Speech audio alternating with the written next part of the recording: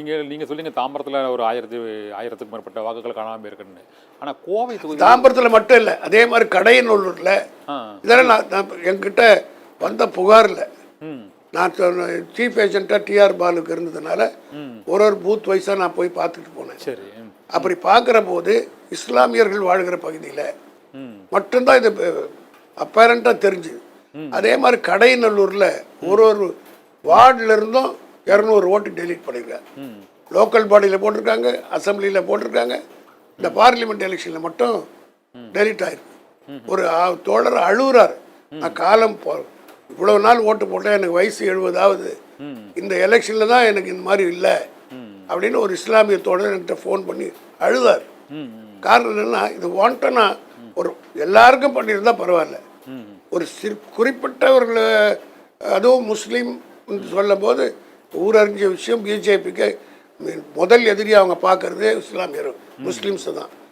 அது மாதிரி இருக்கும்போது டவுட் வர்றதுக்கு நியாயம் இருக்குல்ல, அது நியாயமான டவுட்டு தானே. இதெல்லாம் டெலீட் பண்ணியிருக்காங்கன்னு எழுதி கொடுத்து கூட எழுதி கொடுத்துருக்காங்க, அதுக்கு அக்னாலஜ்மெண்ட்லாம் இருக்கு, ஆனால் லிஸ்ட்டில் வரல. கட்சி ஆட்கள் செக் பண்ணி கொடுத்துருக்குறாங்க. பாரதியார், நீங்களும் இந்த வாக்காளர் பட்டியலில் நிறைய பேர் நீக்கப்பட்டதாக சொல்லியிருக்கீங்க. கோவை தொகுதியில் ஒரு 1 லட்சம் வாக்காளர்களுக்கான தமிழக பாஜக தலைவரும் அந்த தொகுதி வேட்பாளர் அண்ணாமலையும் கூறியிருக்கிறாரு. அதுவும் உண்மையா சார்? அண்ணாமலை என்னைக்காவது உண்மையை பேசியிருக்காரா? உயிரோடு இருக்கிற அண்ணாமலை வீராசாமி செத்து போட்டாருன்னு சொல்லுவார். காளிகாம்பாள் கோயிலுக்கு சிவாஜி வந்துட்டு போனாருன்னு சொல்லுவார். இந்த சிவாஜி கணேசன் போனது அந்த சிவாஜி வந்தால் சொல்லுவார். அவர் அவர் வித்தியாசமான மனிதர். அது ஃப்ளைட்டில் உக்காந்தா எமர்ஜென்சி எக்ஸிட்டை திறப்பார். அதனால் அவருடைய சொல்கிறதெல்லாம் அவர் தோக்க போகிறது 3வது இடத்துல தான் அவர் வரப்போகிறார். அதனால் தோல்விக்காரன காரணங்களை எஸ்டாப்ளிஷ் பண்ணுறதுக்கு 1 லட்சம்னு சொல்கிறாரு. நான் சொன்ன மாதிரி இந்த மாதிரி ஸ்பெசிஃபிக் அலிகேஷன் அவர் சொல்லியிருக்காரா? சரி, correct. I am making specific complaint. பொதுவாக சொல்லி அந்த மாதிரி அண்ணாமலை சொல்லிக்கிறாரா? பொதுவாக சொல்லிக்கிற ஒரு 1 லட்சம் ஓட்டு காணும். பொதுவான போது எப்படி sir? Is not a reliable person. உண்மைக்கு அவருக்கு சம்மதமே கிடையாது.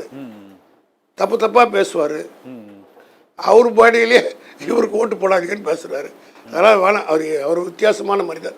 அதனால ஒரு கட்சி தலைவராக இருக்கு, அதுக்கு மேலே அவரை பற்றி நான் பேச விரும்பல.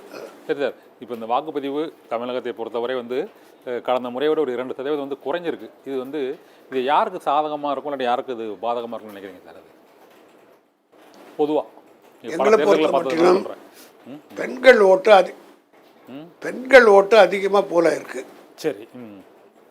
பெண்கள் மத்தியில் தளபதி மு.க. ஸ்டாலினுக்கு ஒரு பெருத்த வரவேற்பு இருப்பது இந்த தேர்தலில் நாங்கள் பார்க்குறோம். அதனால் அந்த ஓட்டுகள் எங்களுக்கு ஆண்கள் ஓட்டுகளும் வந்திருக்கு. அதனால் மக்கள் வாக்களித்தவர்கள் எங்கள் ஓட்டு எங்களுக்கு போலாச்சுன்றது எங்களுக்கு நல்லா தெரியும். எங்களுக்கு வாக்களிக்க வேண்டும். ஒரு பூத்துக்கு போகும்போதே வாக்காளருடைய முகத்தை பார்த்தாலே தெரிஞ்சுக்கலாம். சரி. அந்த ஸ்டடி ஏதாவது எங்களை பார்த்தா மூஞ்சி திருப்பிக்கினாங்கன்னு வச்சுங்க, அது சத்தியமாக எங்களுக்கு விழாதுன்னு தெரியும். சரி. ஆனால் போகும்போதே நாங்களே கூட போல நாங்கள் கும்பிட்றதுக்கு பயப்படுவோம். காரணம் என்னென்னா, எலெக்ஷன் பூத்துக்குள்ளே போகும்போது கையெடுத்து கும்பிட்டா ஓட்டு கேட்கறதுக்கு அர்த்தமாயிடுன்னு போனோம். ஆனால் அவங்க கையெடுத்து கும்பிட்றாங்க. சரி. என் காரணம்னா என்னுடைய ஐடென்டிட்டி கரப்ஷன் வச்சுக்கிட்டு நான் போகிறேன். அதனால திமுக காரன் தெரிஞ்சுக்கிட்டு இதை என் பேரை சொல்கிறாங்க, திமுக அவரா போகிறாருன்னு சொல்கிறாங்கன்னு. இப்படி பொதுமக்கள் மத்தியில் ஒரு வரவேற்பு இதெல்லாம் நான் பல தேர்தலை பார்த்ததுனால சொல்கிறேன். சரி. பாரதியார், நீங்கள் வரவேற்பு இருக்குதுனால அதை வச்சே நாங்கள் யார் ஜெயிப்பாங்கன்னு முடிவு பண்ணிடுவோம். சரி சரி.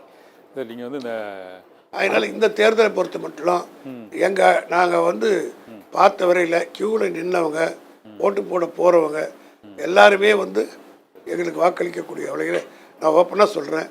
இந்த ஒவ்வொரு கேண்டிடேட்டும் இந்த கூட்டணி சார்பில் நின்றவங்க 20% to 30% டிஃப்ரென்ஸில் ஜெயிப்பாங்க.